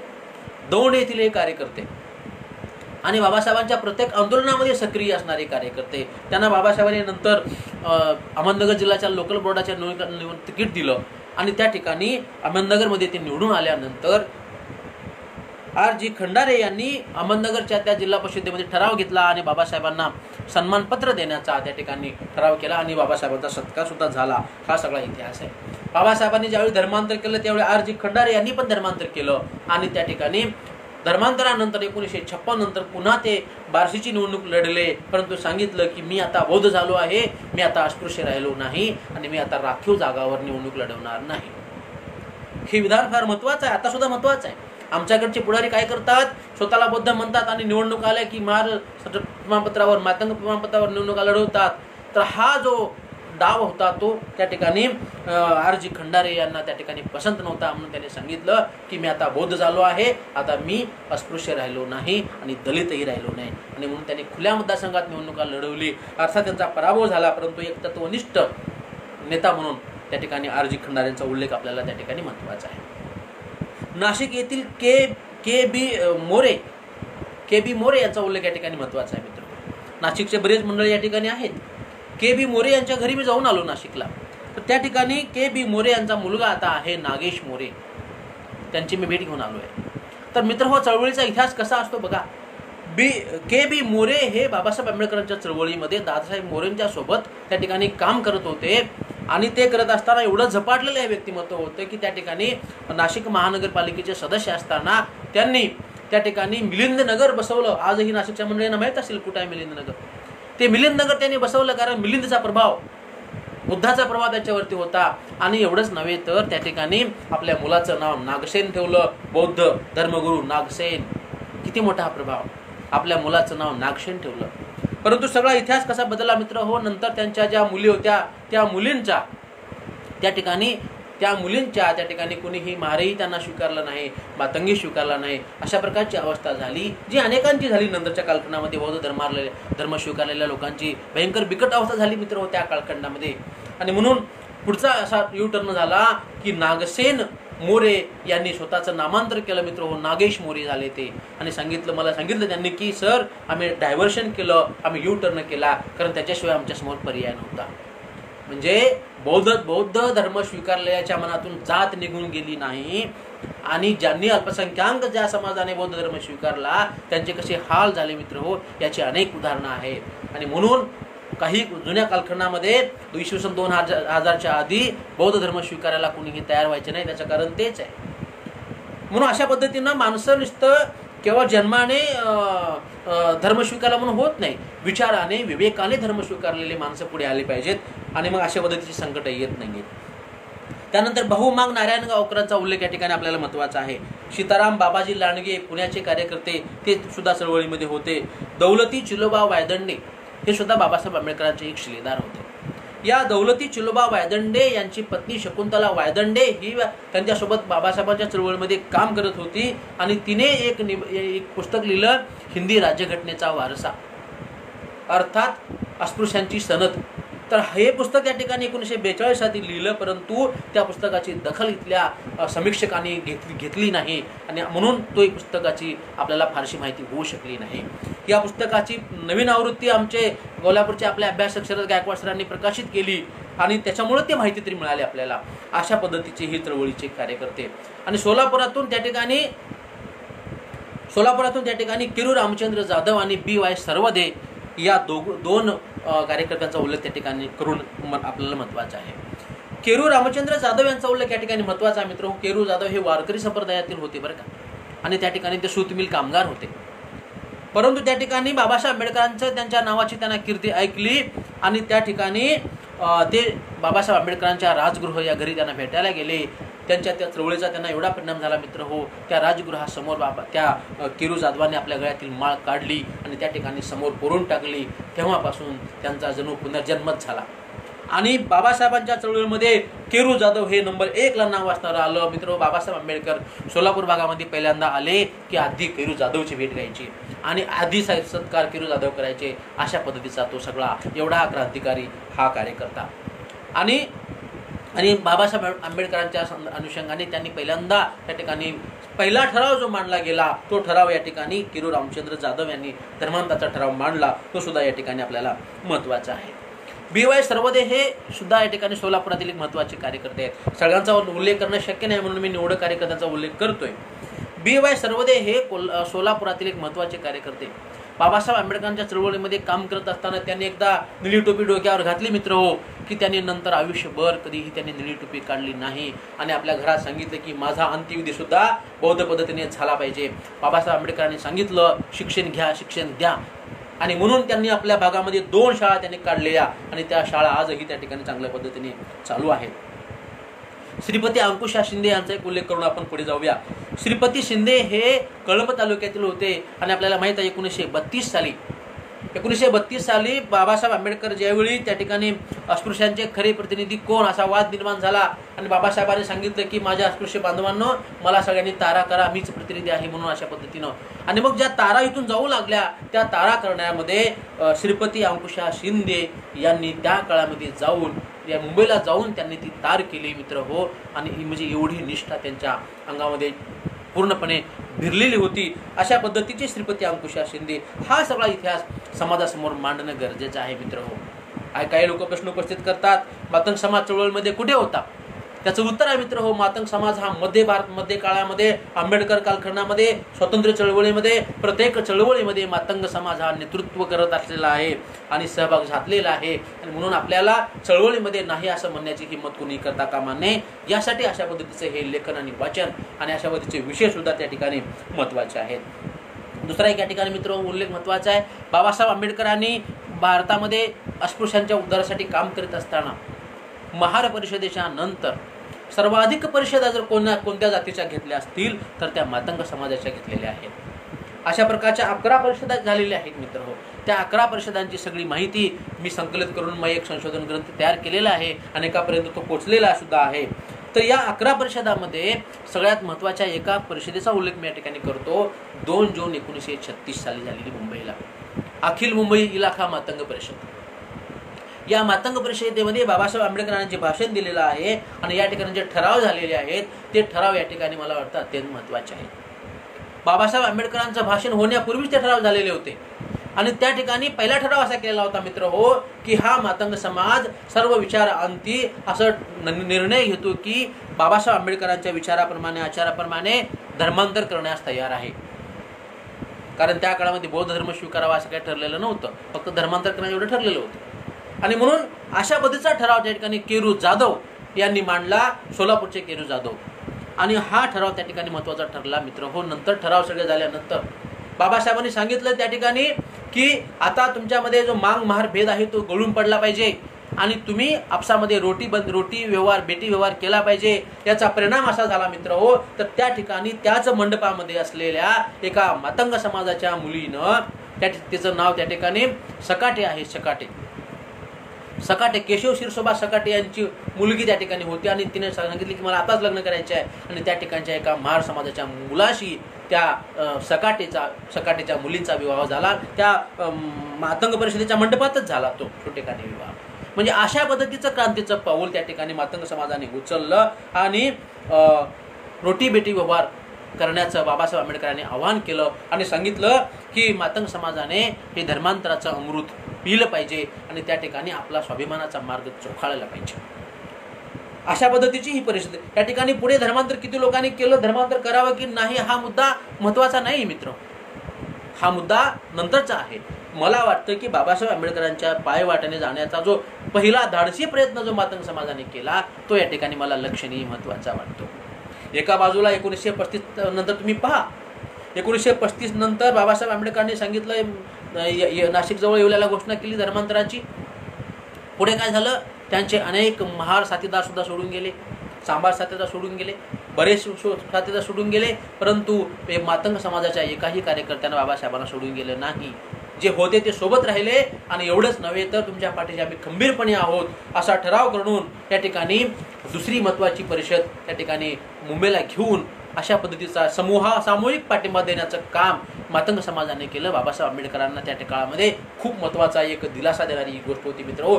कारण उच्चवर्णीय समाज सुद्धा पाहत होता की यांच्यासोबत कोण जातोय आणि कोण नाही जातोय, अशा प्रकारची ती कंडिशन होती. आणि म्हणून त्या कालखंडामध्ये मातंग समाजाने बाबासाहेबांना दिलेला जो धर्मांतराच्या बाबतीतला जो पाठिंबा होता तो पाठिंबा या ठिकाणी मला फार महत्त्वाचा वाटतो. मातंग समाजाच्या परिवर्तनासाठी सुद्धा आणि आंबेडकरी चळवळीच्या मजबूतीसाठी सुद्धा तो प्रयत्न महत्त्वाचा आहे. बाबासाहेब आंबेडकरांनी ज्या सभा घेतल्या आहेत मित्र, त्या सगळ्या सभेमध्ये त्या सभेचं नाव जरी महार परिषद असलं, महार समाजाचं अधिवेशन असलं, तरी त्या ठिकाणी मातंग मोठ्या संख्येनं होते. अस्पृश्य सुद्धा काही सवर्ण सुद्धा त्या ठिकाणी मोठ्या प्रमाणामध्ये होते. परंतु ज्या ज्या ठिकाणी मातंग समाज मोठ्या प्रमाणामध्ये होता त्यांची जी भाषणं आहेत ती भाषणं सुद्धा या ठिकाणी आपण समजून घेणं महत्त्वाचं आहे. त्या ठिकाणी पुण्यातलं पहिलं भाषण मी तुम्हाला सांगतो. 1927 साली पुणे या ठिकाणी अहिल्याश्रम येथे बाबासाहेब आंबेडकरांनी प्रामुख्याने मातंग समाजासमोर भाषण केलेलं आहे. आणि त्या भाषणामध्ये असं म्हणतात की मी स्वतः मांग जातीशी रोटी बेटी व्यवहार करण्यास तयार आहे. अशी स्थिती असताना महार मांगांना तेढ का असावी. मी स्वतः मांग जातीशी रोटी बेटी व्यवहार करण्यास तयार आहे, तर मग तुमच्यामध्ये का भेद आहे, अशा प्रकारचा प्रश्न बाबासाहेब आंबेडकरांनी विचारलेला होता. आणि हे भेद काढून टाका आणि तुम्ही सगळे अस्पृश्य एक व्हा, अशा प्रकारचं मत बाबासाहेब आंबेडकरांनी त्या ठिकाणी आपल्याला पटवून दिलेलं होतं. त्याच पुढे 1932 साली सोलापूरला या ठिकाणी बाबासाहेब आंबेडकर म्हणतात, महार मांग ढोर चांबार भंगी, महार मांग ढोर चांबार भंगी वगैरे मंडळींनी आपापसामध्ये एकी केली पाहिजे.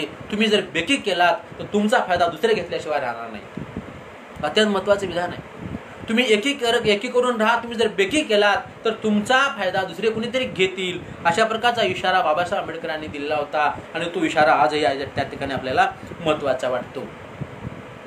पुढे मुंबईला 1936 साली बाबासाहेब आंबेडकर असं म्हणतात की मांग जातीचा खोटा अभिमान बाळगाल तर विनाशाकडे जाल.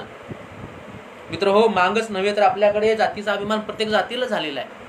प्रत्येकाला असं वाटतं की या ठिकाणी माझी जात श्रेष्ठ आहे आणि त्या श्रेष्ठ कनिष्ठाच्या ह्याच्यासाठी त्या ठिकाणी समाजामध्ये संघर्ष निर्माण होत असल्याचं दिसून येतं. आणि काही लोक स्वार्थासाठी हा संघर्ष पेटवतात, हे सुद्धा आपण लक्षात घेतलं पाहिजे. बाबासाहेब आंबेडकर पुन्हा असं म्हणतात, कर्कंब या ठिकाणी ते महत्त्वाचं आहे. या ठिकाणी महार मांग या नावात असे काय आहे की ज्याचा तुम्हाला अभिमान वाटावा. महार मांग या नावात असं काय आहे ज्याचा तुम्हाला अभिमान वाटावा.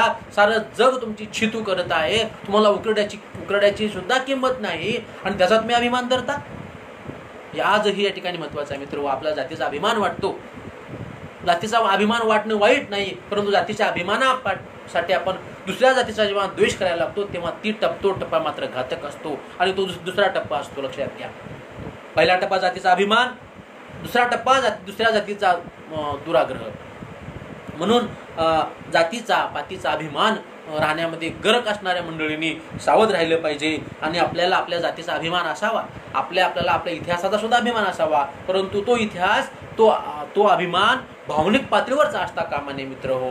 कारण तो इतिहास जतन करावा, संवर्धन करावा, त्याची वसावारसा जपण्याचा प्रयत्न करावा, परंतु खोट्या अभिमानामध्ये राहणाऱ्या समाजाचं निश्चितपणे नुकसान होत असतं हे बाबासाहेब आंबेडकरांनी आपल्याला सांगून ठेवलेलं आहे. अशा पद्धतीचा हा सगळा इतिहास आहे. कमी वेळामध्ये आपल्याला अधिक सविस्तरपणे मांडता आला नाही, परंतु मित्र हो आता शेवटच्या टप्प्याकडे वळूया मित्र हो. आज या ठिकाणी मी तुम्हाला सुरुवातीला सांगितलं, आज मातंग समाजामध्ये अत्यंत चांगलं वातावरण आहे. एखादा शेतकरी जेव्हा पेरणी करतो आणि पेरणी करताना तो मोठ्या आशेने काम करत असतो, त्याच्या हातामध्ये जी मूठ असते पेरणीसाठी त्या मुठीवर त्याचा विश्वास असतो, त्या बियावर त्याचा विश्वास असतो, कारण त्याला माहीत आहे मी पेरलेला एक एक दाणा उद्या भरलेलं कणीस घेऊन येणार आहे, मी पेरलेला एक एक दाणा उद्या भरलेलं कणीस घेऊन येणार आहे असं त्या शेतकऱ्याला वाटतं. तशाच पद्धतीचं काम आता चळवळीमध्ये करणं गरजेचं आहे मित्र हो. प्रत्येक कार्यकर्त्याने जर अशा पद्धतीनं सामाजिक चळवळीशी जोडून घेऊन काम केलं तर उद्या हा मातंग समाज आणि संपूर्ण बहुजन समाज हा संघटित होऊन बुद्ध फुले शाहू बाबासाहेब अण्णाभाऊ हा क्रांतीचा मंत्र मजबूत केल्याशिवाय राहणार नाही. आणि म्हणून हा इतिहास जपणं आणि तो इतिहास वृद्धिंगत करणं आपल्याला गरजेचं आहे. या ठिकाणी मोठ्या संख्येनं श्रोतेवर्ग जमलेला आहे. सर्वांना पुन्हा एकदा जय लहुजी, जय भीम, लाल सलाम. मित्र हो, आपण वेगवेगळ्या चळवळीमध्ये काम करत असतो. आज आपण जर पाहिलं मातंग समाजामध्ये तर मित्र हो, आजची चळवळ ही अत्यंत भक्कम अशा पद्धतीने सुरू झालेली आहे. महाराष्ट्रामध्ये साधारणतः 85-80 संघटना आहेत, परंतु या संघटना आपल्या पद्धतीनं काम करतात. मात्र एक महत्त्वाचा फरक आहे मित्र हो, आपला मोठा भाऊ बौद्ध बांधव सुद्धा चळवळी करतात, त्यांच्यातही गटतट आहेत, परंतु एका विशिष्ट मुद्द्यावर ते एकत्र येतात. लक्षात घ्या, विशिष्ट मुद्द्यावर ते एकत्र येतात. आपल्याकडे मात्र 80 संघटना 80 वाटेला तोंड करून उभ्या असल्यामुळं एक ताकद आपली खूप मोठी कमी पडते आणि म्हणून त्या ठिकाणी आपली शक्ती दिसत नाही, आपला दबाव गट वाटत नाही, आपली भीती कोणाला वाटत नाही आणि म्हणून अन्याय अत्याचार मातंगावर होत आहेत अलीकडच्या कालखंडामध्ये. हे सुद्धा लक्षात घ्या, अन्याय अत्याचार का होत आहे. एखाद्या गावामध्ये 50 मातंगाची घरं आहेत आणि 1-2 बौद्धाची घरं आहेत, परंतु बौद्धाच्या घरावर असलेला निळा झेंडा ही त्यांच्या ताकदीचं प्रतीक आहे. आमची 50 घरं आहेत, परंतु 50 एकात एक नसतात आणि म्हणून त्यातल्या 50 पैकी एकावर अन्याय झाला की बाकीचे लोक त्याला सपोर्ट करत नाहीत, उलट स्वाभिमान गळून राहतात. लक्षात घ्या, ही सगळी परिस्थिती आत्ताची आहे. आणि म्हणून आज चळवळीमध्ये काम करत असताना मित्र हो, मातंग समाजामध्ये मला साधारणतः 3 प्रकारचे लोक दिसतात. माझ्या पुस्तकात मी नमूद केले. पहिला प्रकार आहे मित्र हो, मातंग समाजाचा इतिहास आणि मातंग समाजाचा प्रचंड अभिमान बाळगणारे आणि मातंग समाजाची प्रतीक त्यांचा प्रचंड अभिमान बाळगणारे क्रांतिपिता लहुजी साळवे, मुक्ता साळवे, अण्णाभाऊ साठे यांना प्रतीक मानणारे, जय लहुजी जय अण्णाभाऊ करणारे असा एक वर्ग आहे. आणि हा वर्ग आजही मोठ्या प्रमाणामध्ये पारंपरिक संस्कृतीचं वहन करण्यामध्ये मग्न आहे, देवाधर्माची पूजा करण्यामध्ये मग्न आहे पारंपरिक पद्धतीने. दुसरा जो वर्ग आहे मित्र हो, दुसरा वर्ग हा चळवळीमध्ये मध्ये येणारा आहे. अण्णाभाऊ साठेंचा विचार स्वीकारणारा आहे, लहुजी साळवेंचा विचार स्वीकारणारा आहे, अण्णाभाऊ साठेंचा विचार जगणारा आहे, बाबासाहेब आंबेडकरांचा स्वीकार करणारा आहे. आणि हे करत असताना जय भीम जय अण्णाभाऊ हे सगळं करून तो चळवळीमध्ये मध्यम भूमिका घेतो आणि प्रसंगी आपल्याला जशी आपल्या सोयीची भूमिका वाटते तशी तो भूमिका घेतो, मध्यम मार्गी भूमिका. आणि तिसरा जो वर्ग आहे मित्र हो, तो तिसरा चळवळीमध्ये सक्रिय असलेला आणि आंबेडकरी विचार हे एका जातीची मक्तेदारी नाही हे समजून घेऊन आंबेडकरी चळवळीचे नेतृत्व करणारा, जगणारा, वागणारा आणि आंबेडकरी विचार पटल्यानंतर धम्माकडे वळणारा हा तिसरा वर्ग आहे. माझं असं म्हणणं आहे मित्र हो, की बाबासाहेब आंबेडकरांचे विचार ज्याला कळतात त्याला पुन्हा आपोआपच त्याला शहाणपणा येतो, विवेक येतो आणि मग तो धम्माकडे वळतो. धम्माकडे जा असं कुणीही सांगण्याची आवश्यकता नाही. धर्म ही जबरदस्तीने लादण्याची गोष्ट नसते, ती विवेकाने स्वीकारण्याची गोष्ट असते. आणि मला असं वाटतं की जन्माने बौद्ध असण्यापेक्षा विवेकाने बौद्ध असणं ही जास्त श्रेष्ठ आहे, ती जास्त महत्त्वाचं आहे. आणि म्हणून मातंग समाजामध्ये जो चळवळीचा संभ्रम निर्माण झालेला आहे तो संभ्रम दूर केला पाहिजे आणि आपण कुठल्या तरी एका अजेंड्यावर काम करण्याची आवश्यकता आहे. भावनिक परिवर्तनातून बाजूला होऊन मानसिक परिवर्तनाच्या माध्यमातून आपण जर केलं, आपल्या डोक्यावर जी शास्त्राचं जोखड आहे ते जोखड एकदा फेकून द्या. सत्य असत्य न्याय अन्याय हे एकदा शोधा आणि मग आपल्याला सत्याचा विवेकाचा न्यायाचा मार्ग सापडल्याशिवाय राहणार नाही. आणि म्हणून आज मातंग समाजामध्ये मला असं दिसतंय की मोठ्या प्रमाणामध्ये भौतिक प्रगती झालेली आहे. शहरामध्ये मोठमोठे घरं आपली झालेले आहेत, गाड्या माड्या झालेल्या आहेत. परंतु एक गोष्टीची मात्र उणीव मला वाटते की एका बाजूला भौतिक परिवर्तन प्रचंड प्रमाणामध्ये झालेलं आहे, त्या मानाने बौद्धिक परिवर्तन झालेलं नाही. ज्या माणसाचं ज्या समाजाचं बौद्धिक परिवर्तन होतं त्याला दुसऱ्याने कुणीही सांगण्याची आवश्यकता वाटत नाही. आणि म्हणून आंबेडकरी चळवळ ही आता जातीच्या बाहेर काढण्याची गरज आहे असं मला वाटतं. आंबेडकरी चळवळ ही जातीच्या बाहेर घेऊन जाण्याचे काम आहे आणि त्याच्यामध्ये आता मातंग समाजाने नेतृत्व करण्यासाठी पुढे येण्याची आवश्यकता आहे. गेल्या 60-70 वर्षामध्ये जे झालं नाही ते आता झालं पाहिजे आणि आपण आंबेडकरी विचाराचे खरे वाहक म्हणून काम करण्याची आवश्यकता आहे. बौद्धिक प्रगती वाढवणं गरजेचं आहे. आपण किती शिकलो याच्यापेक्षा आपण कसे शिकलो आणि आपण काय शिकलो आणि आपण कोणत्या मार्गाने जात आहोत हे महत्त्वाचं आहे. मित्रहो, चळवळीमध्ये काम करत असताना असं म्हटलं जातं आपण चळवळीमध्ये किती अंतर पार करून गेलो याच्यापेक्षा आपण कोणत्या दिशेने जात आहोत ते महत्त्वाचं असतं.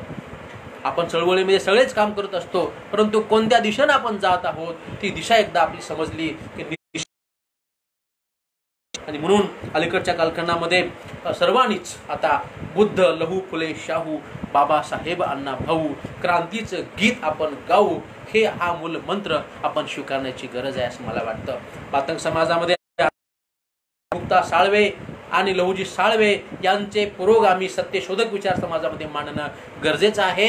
आणि आपल्या महापुरुषांचं, आपल्या संस्कृतीचं, आपल्या इतिहासाचं, आपल्या प्रतीकांचं जे ब्राह्मणीकरण चालू आहे त्याला थारा न देता आपण आपली प्रतीकं योग्य पद्धतीनं मांडणं गरजेचं आहे. आणि मला तर असं वाटतं की निळा झेंडा हा क्रांतीचं प्रतीक आहे. निळा झेंडा हा क्रांतीचं प्रतीक आहे आणि म्हणून त्या अनुषंगाने चर्चा झाली पाहिजे आणि आंबेडकरी विचारामध्ये आपण सक्रिय पद्धतीने भाग घेणं हे महत्त्वाचं आहे. आणि म्हणून बाबासाहेब आंबेडकरांचा विचार जय भीम हा जो विचार आहे मित्रहो, माझं असं स्पष्ट म्हणणं आहे की जय भीम ही नमस्काराच्या ऐवजी वापरणारी पद्धत नव्हे. जय भीम हा एक क्रांतीचा कोडवर्ड आहे. जय भीम हा एक परिवर्तनाचा मंत्र आहे आणि म्हणून तो कुठल्याही जातीचा असेल तर त्याने जय भीमचा विचार स्वीकारला पाहिजे. आणि तथागत गौतम बुद्धाचे शांतीचे, समतेचे, मानवतेचे विचार आपण स्वीकारले पाहिजेत. आणि आता मातंग समाजातील जाणत्या लोकांचं कामच आहे हे की आता जिथं जिथं आपण म्हणतो, आपल्याला असं म्हटलं जातं की भेटेल मांग तर फिटेल पांग असं म्हणतात आपल्याकडे. भेटेल मांग तर फिटेल पांग असं आपण म्हणतो, परंतु आता याच्यामध्ये थोडा बदल केला पाहिजे. आणि भेटेल मांग त्याला आंबेडकर सांग, भेटेल मांग त्याला आंबेडकर सांग, भेटेल मांग त्याला बुद्ध सांग आणि त्याला परिवर्तनाचा मार्ग सांग, ही सांगण्याची आज आपल्याला आवश्यकता आहे. आणि म्हणून या ठिकाणी एक प्रतिक्रिया आलेली आहे बघा ठाकरे सरांची. आमचे काही विचारवंत धम्माचा स्वीकार करण्यासाठी आग्रह धरत आहेत. खुद्द तथागतांनी सांगितले आहे की आपल्याला वाटले तरच धम्म स्वीकारा. अतिशय योग्य ठाकरे सरांचं म्हणणं आहे. मी सांगितलं की धम्म ही जबरदस्तीने करण्याची गोष्ट नाही. बाबासाहेब आंबेडकरांनी आपल्या 5 लाख अनुयायीसह धर्मांतर केलं, परंतु त्यांनी सांगितलं की मी कोणालाही जबरदस्ती करणार नाही. माझा समाज माझ्या मागे येईल न येईल, माझी पत्नी माझ्यासोबत येईल न येईल, मी एकटा धर्मांतर करणार आहे. ज्याला माझी भूमिका पटलेली आहे, ज्यांना विवेकाने ज्यांना पटलेला आहे त्यांनी धर्म स्वीकारावा. माझी कोणाची जबरदस्ती नाही. आणि हे माहीत आहे आपल्याला, अनेक लोक सोडून गेले बाबासाहेबांना त्या काळामध्ये. मात्र ही तसंच आहे. ही धर्मांतर ही कुणीही सांगण्याची गोष्ट नाही. आणि म्हणून मला असं ठाम विश्वास आहे मित्र हो, ज्याला बाबासाहेब कळतात, जो बाबासाहेब वाचतो, जो अण्णाभाऊ खऱ्या अर्थानं वाचतो, या जन्मशताब्दीच्या निमित्तानं मातंग समाज बांधवांना विनंती करतो की अण्णाभाऊ साठे वाचा, मुक्ताचा निबंध वाचा. अण्णाभाऊच्या साहित्यामध्ये तुम्हाला आंबेडकरी मूल्य रुजलेली दिसतील आणि मुक्ताचा निबंध हा तर आंबेडकर वादाचा फार मोठा दस्तऐवज आहे मित्र, तो वाचा. मला असं वाटतं की इतर कोणत्याही ग्रंथाच्या पारायण करण्यापेक्षा तुम्ही मुक्ताच्या निबंधाचं पारायण करा, नक्कीच तुम्हाला परिवर्तनाचा मार्ग दिसेल. मुक्ताच्या निबंधाचं पारायण करणं आणि अण्णाभाऊ साठे यांच्या साहित्याचं वाचन करणं हे या जन्मशताब्दीच्या निमित्ताने आपण जर स्वीकारलं तर निश्चितपणे आपल्याला दुसऱ्या कुणी सांगण्याची आवश्यकता नाही. आपणच दुसऱ्याला सांगण्याची वेळ येईल. आणि मित्र हो, अजून एक महत्त्वाची गोष्ट की धर्माच्या बाबतीमध्ये अलीकडे अनेक प्रकारची उलटसुलट चर्चा आहे आणि धर्मांतर ही काही प्रमाणामध्ये मोठ्या प्रमाणामध्ये होत आहेत. एक गोष्ट मला आनंदाची वाटते की साधारणतः मातंग समाजामध्ये, विदर्भामध्ये आणि मराठवाड्यामध्ये धर्मांतराच्या चळवळीला आज मोठ्या प्रमाणामध्ये चालना मिळालेली लागलेली आहे. मात्र या धर्मांतराच्या चळवळीचे इव्हेंट होऊ न देता विचाराने, विवेकाने धर्म स्वीकारला पाहिजे. मात्र एक लक्षात घ्या की आपण कुठेतरी एका ठिकाणी चळवळीमध्ये थांबण्याची भूमिका आपली असली पाहिजे. आपलं आयुष्य जर 30-40 वर्ष चळवळीमध्ये जात असेल आणि तरीही शेवटी जर तुम्ही पारंपरिक संस्कृतीचं वहन करत असाल तर तुमच्या चळवळीचा बिंदू चुकला आहे असं म्हटल्याशिवाय त्याला अर्थ नाही मित्र.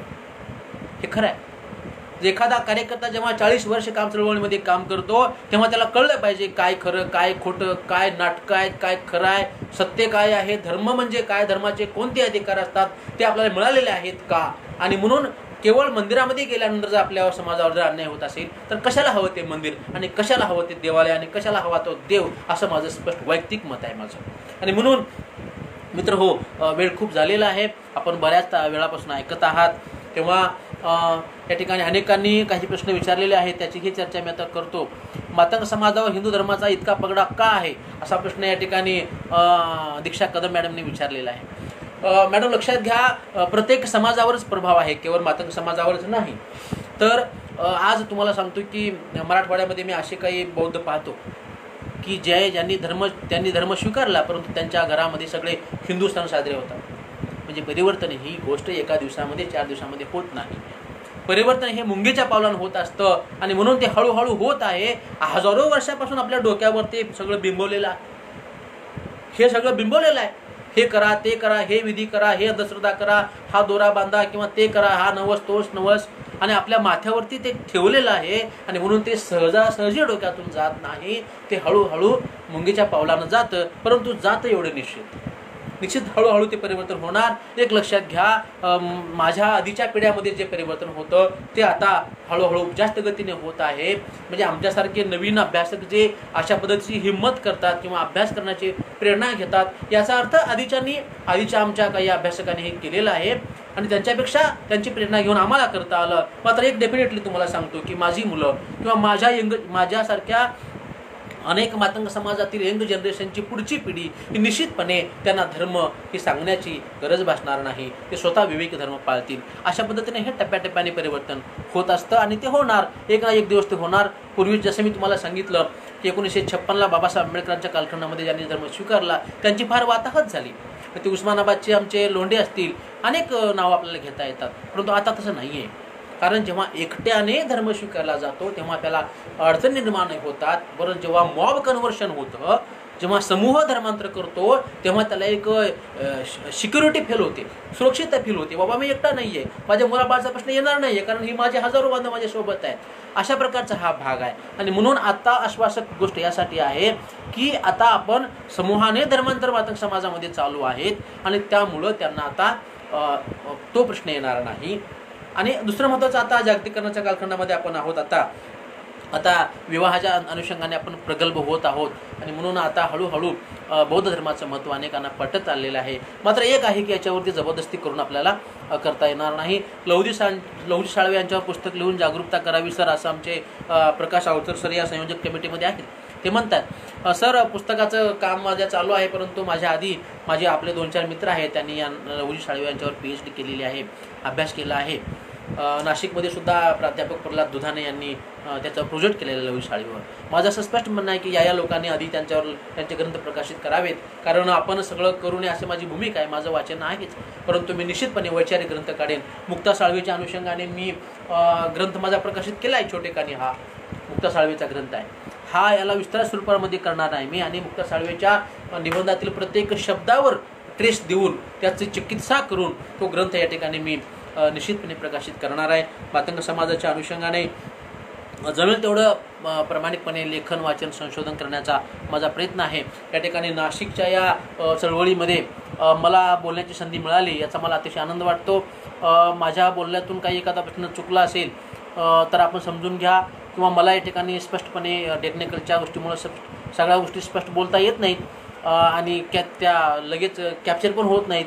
परंतु अण्णाभाऊ साठे यांच्या शब्दामध्ये मी माझ्या भाषणाचा शेवट करतो की अण्णाभाऊ साठे यांनी जग बदल घालून गाव सांगून गेले मला भीमराव, ही जी त्यांची महत्त्वाची एक रचना केलेली आहे मित्र हो, ती या ठिकाणी मला वाटतं फार महत्त्वाची आहे. जग बदल घालून गाव सांगून गेले मला भीमराव, जग बदल घालून घाव सांगून गेले मला भीमराव, हा घाव घालण्याची वेळ आता आलेली आहे. मातंग समाजाने हजारो वर्षापासून अन्याय अत्याचाराचे घाव आपल्या ऐरणीवरती झेललेले आहेत. आता ऐरण होऊन घाव झेलल्यानंतर आता हातोडा होऊन घाव घालण्याची वेळ आलेली आहे मित्र. ही चळवळीमध्ये फार चांगली सध्या वातावरण फार सुपीक आहे. या चळवळीचा योग्य वापर समाजाने कार्यकर्त्याने करून घेतला पाहिजे. इतकी वर्ष आपण आपल्या ऐरणीवर इतरांचे घाव सोसले, आता हातोडा होऊन घाव घालण्याची वेळ आलेली आहे. आणि हा घाव घालून मातंग समाजाची समता निर्माण करणं, मातंग समाजाची एकता निर्माण करणं, हा या ठिकाणी आपला पुढचा चळवळीचा अजेंडा असला पाहिजे. आणि गुलामगिरीच्या रथामध्ये ऋतून बसला हा गुलामगिरीच्या चिखलात ऋतून बसला हा ऐरावत. मातंग समाज जो धार्मिक, सामाजिक, सांस्कृतिक गुलामगिरीमध्ये ऋतून बसलेला आहे. जोपर्यंत आपण ही गुलामगिरी नष्ट करू शकत नाही तोपर्यंत आपल्याला सत्याचा, विवेकाचा मार्ग दिसत नाही. आपण हे लक्षात ठेवलं पाहिजे की माझा जो विकास झालेला आहे, माझा विकास हा कुठल्याही देवाने, धर्माने, प्रथेने, परंपरेने झालेला नाही, तर माझा विकास हा या महामानवाच्या अखंड चळवळीमुळे झालेला आहे.